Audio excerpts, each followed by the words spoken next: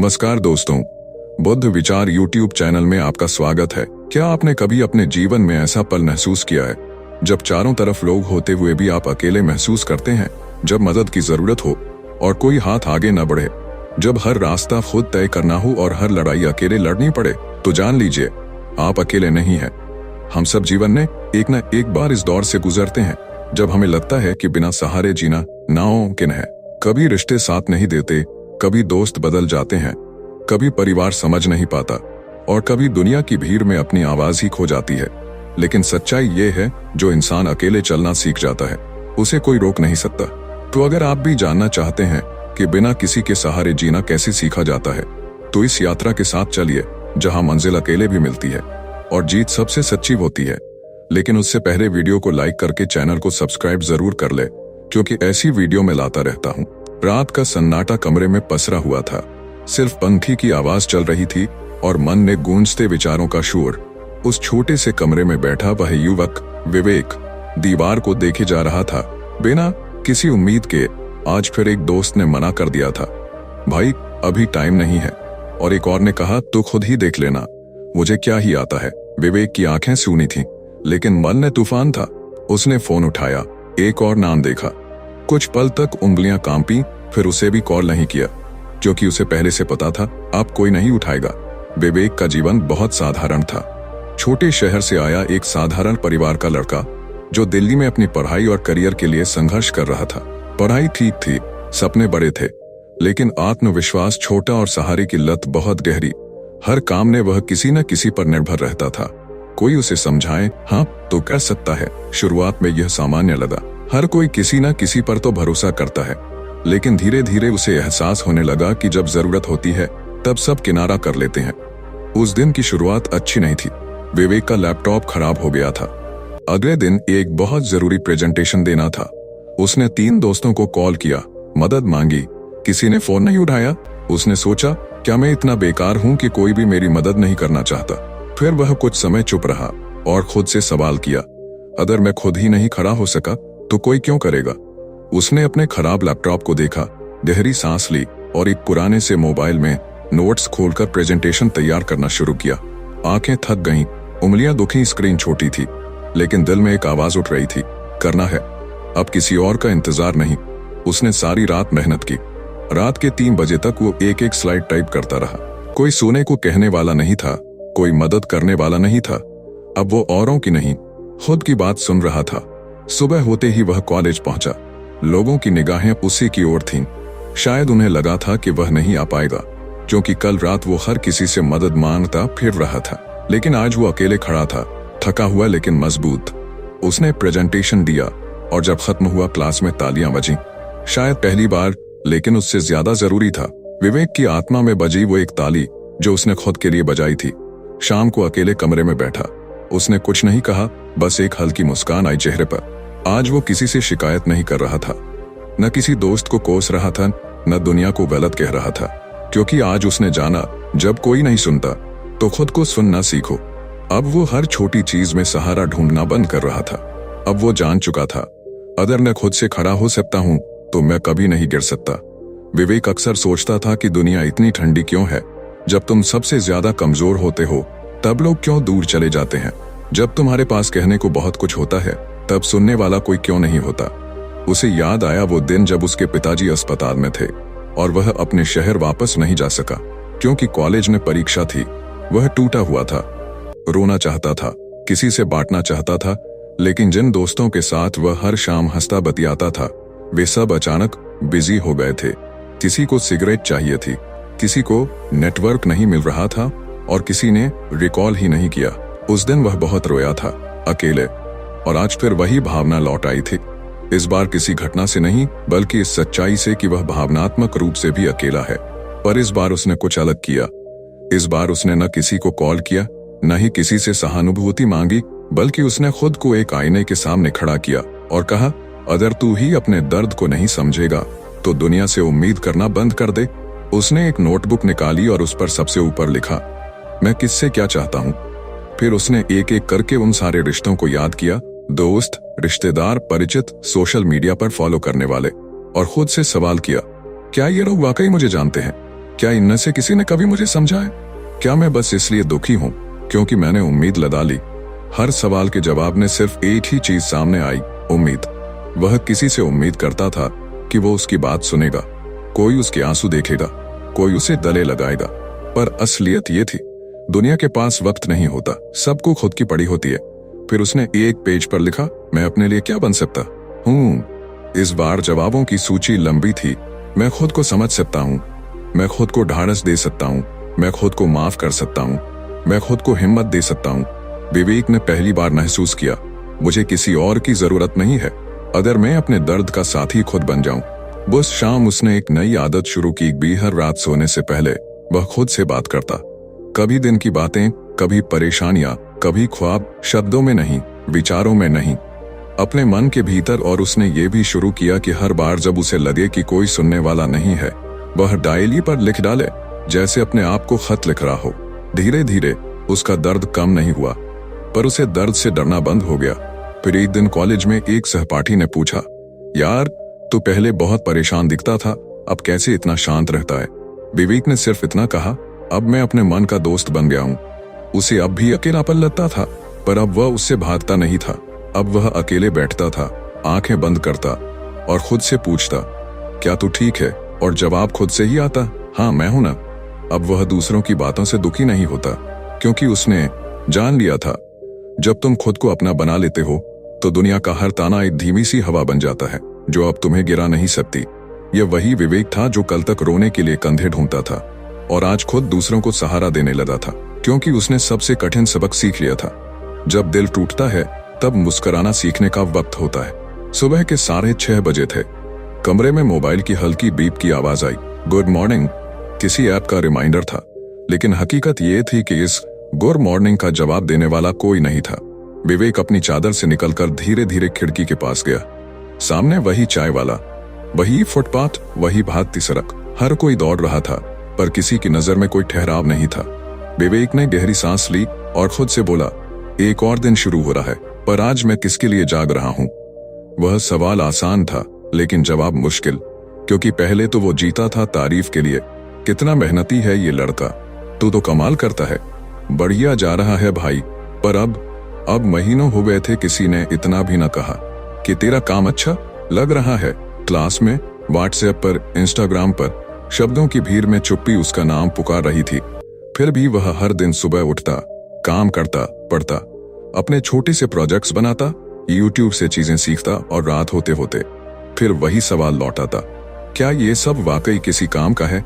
अगर किसी को फर्क ही नहीं पड़ता तो क्या ये सब करने का कोई मतलब है? एक दिन उसने अपने एक पुराने दोस्त को प्रोजेक्ट लिंक भेजा, सिर्फ इसलिए कि शायद कोई कुछ अच्छा कह दे, पर जवाब मिला, भाई अभी बिजी हूँ, बाद में देखूंगा। उसके बाद वह लिंक न उसने किसी को भेजा, न किसी से तारीफ की उम्मीद की। उस रात वह बहुत देर तक छत पर बैठा रहा।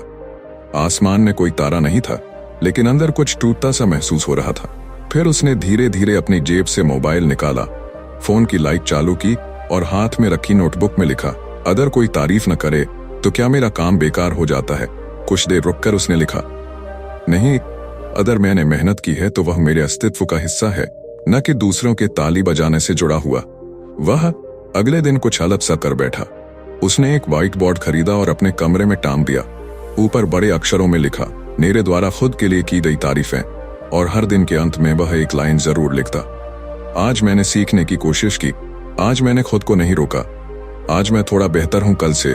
धीरे धीरे वह बोर्ड भरने लगा, बिना किसी बाहरी आवाज के, बिना किसी वेल डन के। वह अपने भीतर आवाजें बुनने लगा। एक दिन एक सहपाठी ने उसका कमरा देखा और पूछा, ये बोर्ड क्यों लगाया है? विवेक ने मुस्कुराकर जवाब दिया, क्योंकि दुनिया तारीफ भूल जाती है, पर मुझे खुद की याद दिलाते रहना है कि मैं रुक नहीं रहा हूं। अब उसे ये फर्क नहीं पड़ता कि कितने लाइक्स आए, कितने लोगों ने देखा, किसी ने वाह कहा या नहीं। अब वो हर दिन खुद को एक चिट्ठी लिखता, हर सप्ताह खुद को एक तोहफा देता, कभी एक अच्छा खाना, कभी एक नई किताब, कभी बस खुद को एक शाबाशी। क्योंकि अब उसे पता चल चुका था, तारीफ जरूरी नहीं होती, प्रेरणा तब सच्ची होती है जब वह भीतर से निकलती है। अब वह हर उस इंसान से अलग था जो दुनिया की सराहना पर चलता है। अब वह उस कारीगर की तरह बन गया था जो मिट्टी से कुछ गढ़ता है और उसे देखने वाला भले कोई ना हो, पर वह खुद जानता है कि उसकी रचना अनमोल है। यह वही विवेक था जो कभी अपनी हर कोशिश को दूसरों की नजरों से तोलता था, और आज वह खुद को उस नजर से देखता था जिसने कोई अपेक्षा नहीं थी, सिर्फ आत्मगौरव था, क्योंकि अब वह जान चुका था बिना किसी के सहारे जीना तब शुरू होता है जब हम खुद को प्रेरित करना सीख जाते हैं। विवेक की जिंदगी अब बाहरी शोर से थोड़ी शांत हो चली थी। वो अब तारीफों का भूखा नहीं था, नहीं सहारे का मोहताज। अब वह हर दिन एक नई कोशिश करता और हर रात खुद को उसका श्रेय देता। लेकिन असली चुनौती तब सामने आई जब उसने देखा कि दुनिया किस ओर जा रही है। कॉलेज में सब लोग एक ही दिशा में भाग रहे थे, कोई एनएनसी की नौकरी के पीछे, कोई विदेशी यूनिवर्सिटी के सपनों में, कोई वायरल रील्स बनाने में, तो कोई दूसरों की नकल करके अपनी पहचान गढ़ने में। हर चेहरा नकाब पहने था। रात को कमरे में बैठकर उसने खुद से एक बात पूछी, क्या मैं भी ऐसा ही बन जाऊं जैसा सब बन रहे हैं? कुछ पल की चुप्पी के बाद उसके अंदर से एक धीमी लेकिन दृढ़ आवाज आई, तू क्यों किसी और की छाया बने जब तू खुद एक रोशनी है? उस रात उसने अपनी किताबें बंद की और एक नया नोटबुक खोला।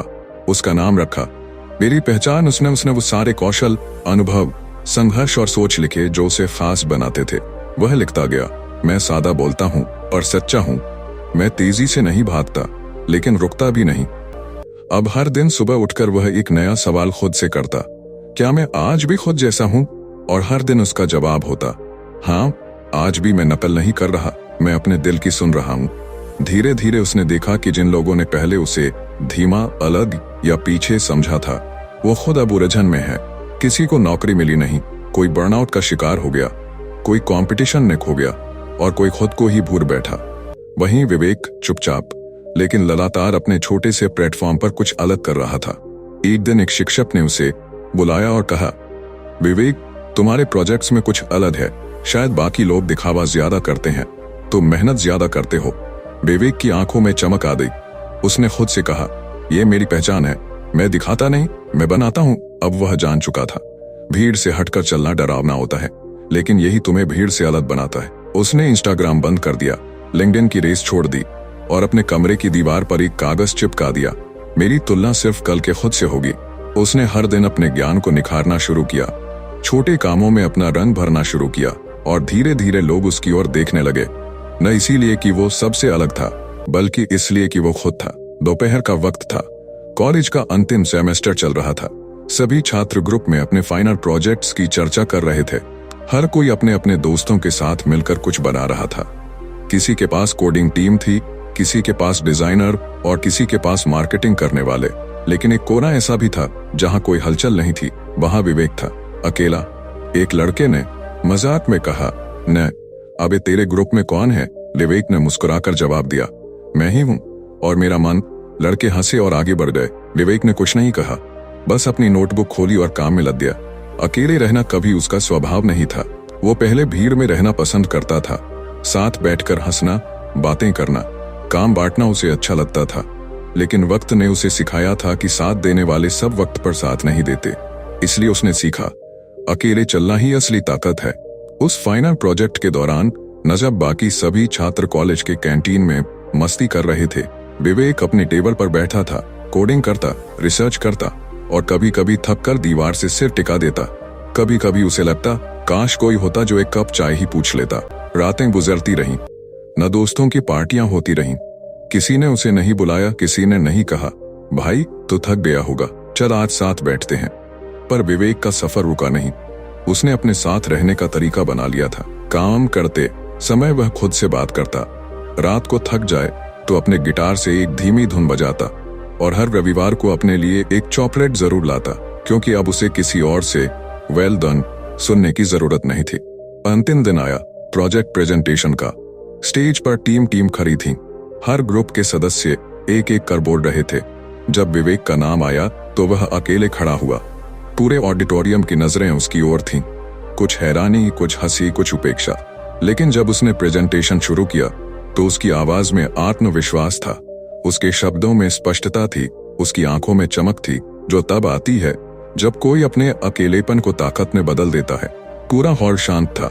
क्लास के अंत में तालियां बजीं। इस बार मजबूरी में नहीं बल्कि सम्मान में।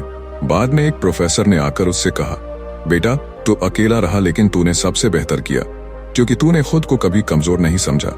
विवेक ने सिर झुकाकर कहा, क्योंकि अब मुझे सहारे की आदत नहीं रही, अब मैं अपने साथ खुद चलता हूँ। अब वो लड़का जो कभी अकेले होने से डरता था, अब उसी अकेलेपन में अपनी दुनिया बना चुका था।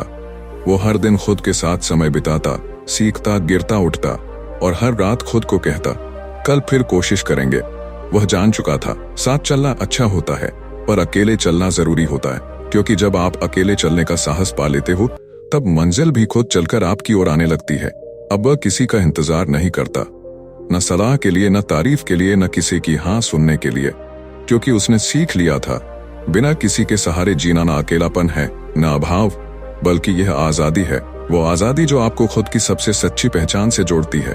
अगर आप भी कभी अकेले महसूस करते हैं, तो याद रखिए, आपके भीतर वह सब कुछ है जिसकी आपको जरूरत है।